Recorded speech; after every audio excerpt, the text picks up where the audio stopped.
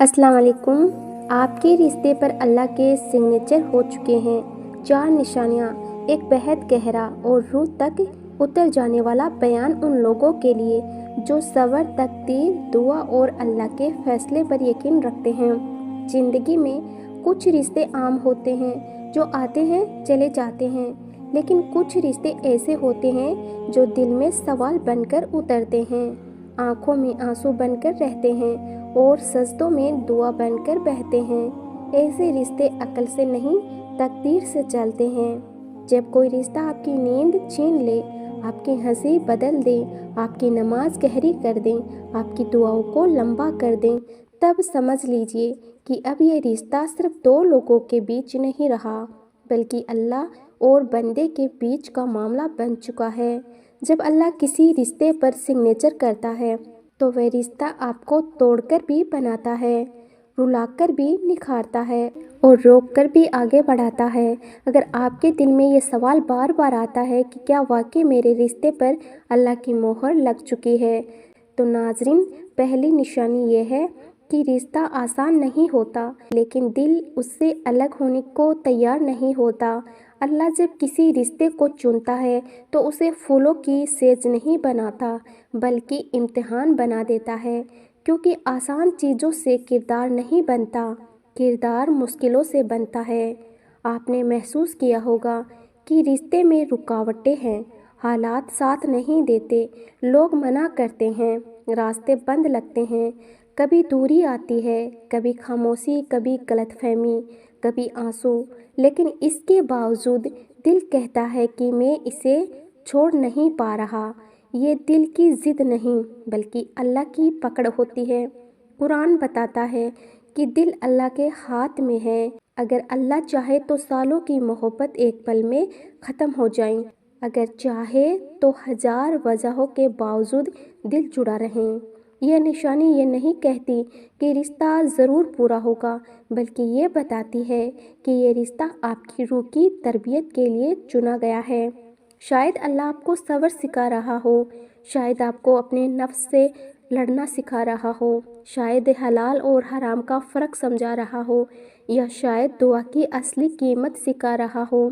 जब रिश्ता मुश्किल हो और फिर भी दिल उससे अलग ना हो, तो समझ लीजिए अल्लाह आपको उस आग से गुजार रहा है जहाँ इंसान कुंदन बनता है। दूसरी निशानी ये है कि आप जितना छोड़ना चाहते हैं, उतना अल्लाह आपको रोक लेता है। आपने कई बार तय किया होगा कि अब बस ख़त्म, लेकिन हर बार कुछ ना कुछ ऐसा हुआ कि आप पीछे लौट आईं। कभी कोई आयत दिल में उतर गई, कभी किसी बुज़ुर्ग की बात ने रोक लिया, कभी दुआओं में अजीब सुकून मिल गया, कभी हालात ने मोड़ लिया। ये सब इत्तेफाक नहीं होता, ये अल्लाह का रोकना होता है।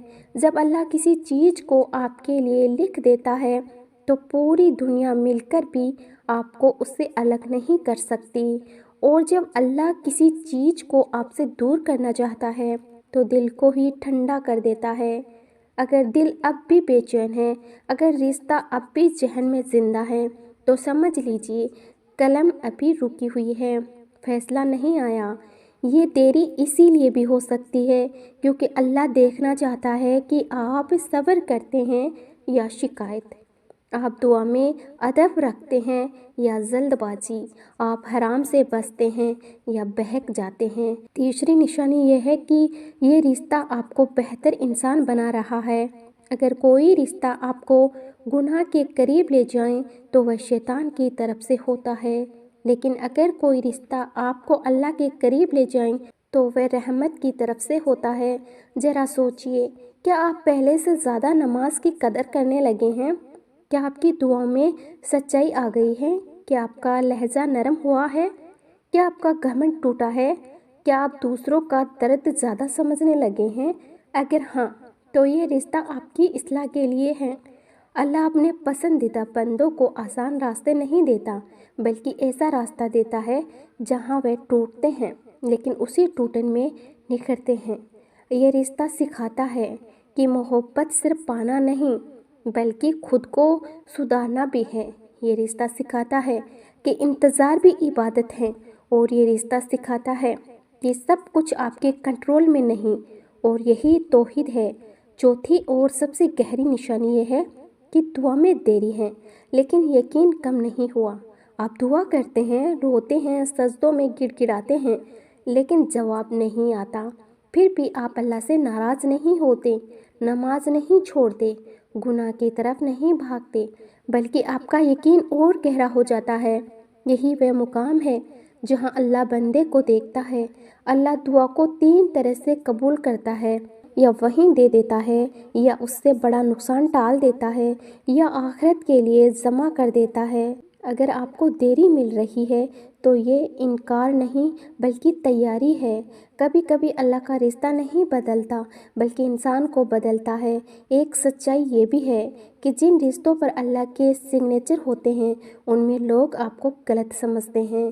آپ اکیلے روتے ہیں، راستہ آسان نہیں ہوتا۔ آپ کا کام صرف یہ ہے کہ نیت صاف رکھیں، صبر تھامے رکھیں، گناہ سے بچیں اور دعا کبھی نہ چھوڑیں، کیونکہ جس رشتے پر اللہ سگنیچر کرتا ہے اس کا انجام ہمیشہ خیر ہوتا ہے۔